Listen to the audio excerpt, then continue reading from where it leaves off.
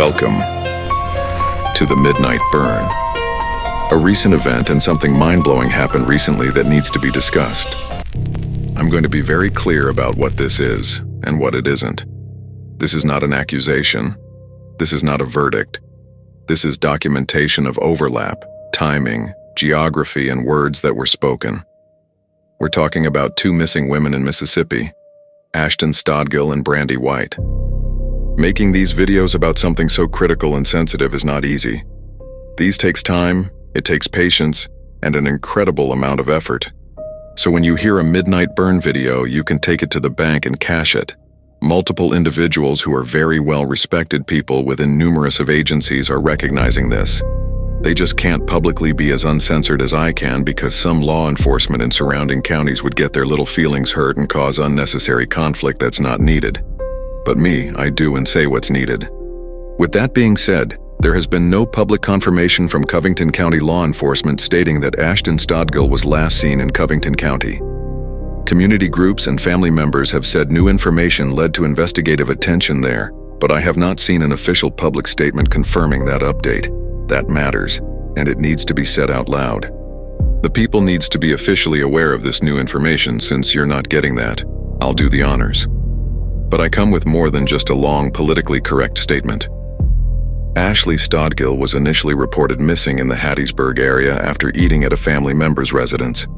Just vanished and never was heard from again. At the time ashtinstodghill disappeared, she was engaged to Kevin Hebert. Shortly after her disappearance, Stacy Ponder was rumored within the community to have developed very close ties to Kevin Hebert. This name is notable because Stacy Ponder had already surfaced in prior reporting related to Brandiwhite's disappearance.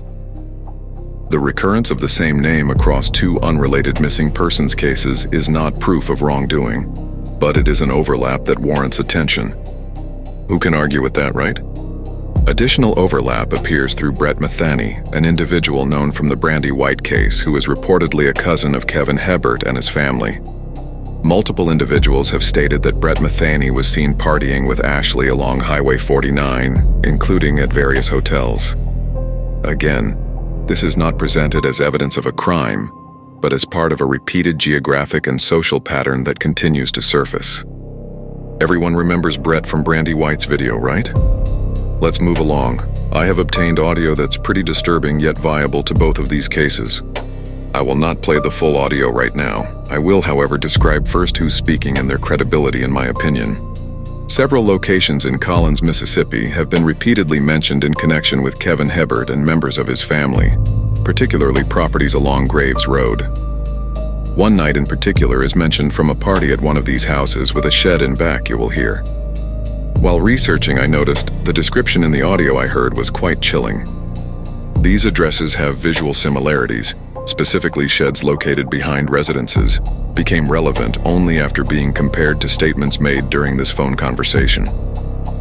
Graves Road is only 15 minutes away from William Warren Road where Brandiwhite was last seen. You will also hear that on the audio. The speaker in the recording is described by multiple community members as a highly respected and influential individual with women and walks of life who has lost their way. A protectant or advisor within Lamar and Forest counties. So much so that during a separate incident, locating this individual down, the hotel staff and residents reportedly refused to disclose that individual's room number when asked. This detail is included to explain why the speaker's words carry weight locally, not to assign authority or innocence. In a totally separate conversation, I have to add that Kevin's brother, Devin, unsolicitedly asked whether I was friends with someone named Paco. At no point during the call did I mention Paco, Brandiwhite, or any related individuals. The spontaneous introduction of this name is notable due to its relevance to the Brandiwhite case and raises questions as to why he would mention that name out of nowhere.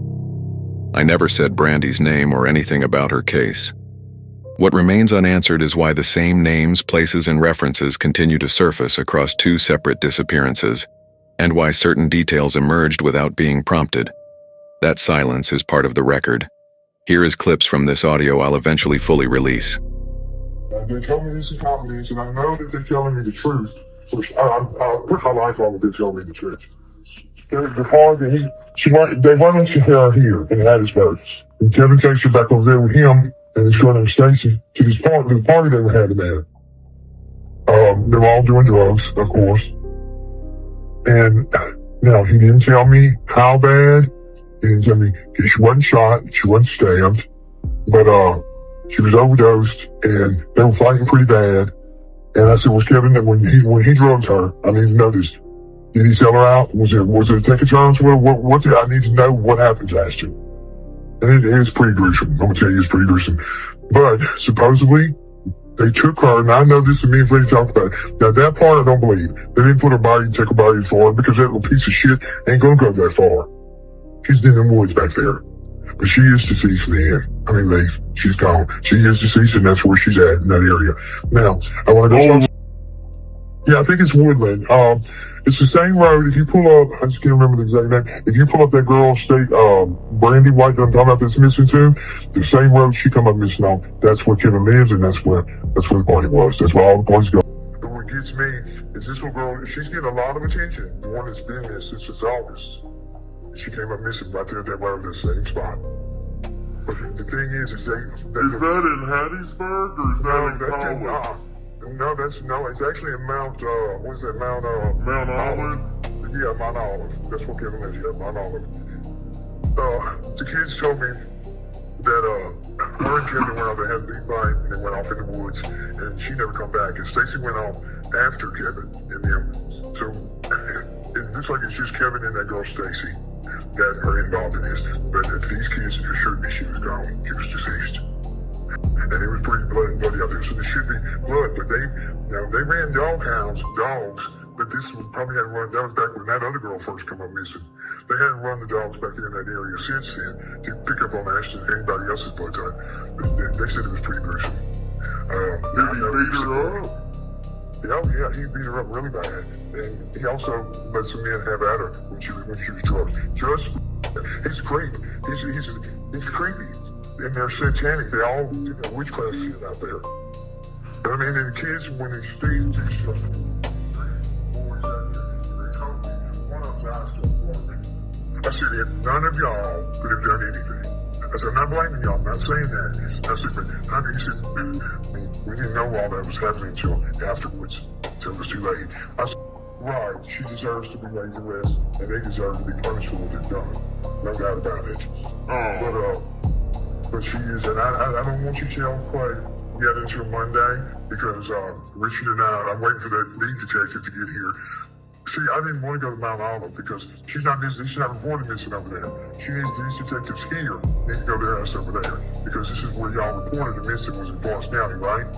Well, yeah, Forest and Lamar and Clay and Grace have talked to that investigator in Lamar County, and I mean, to be honest with you, they haven't shown any kind of, it's just like, well, that's what happens to homeless people, you know? Well, no.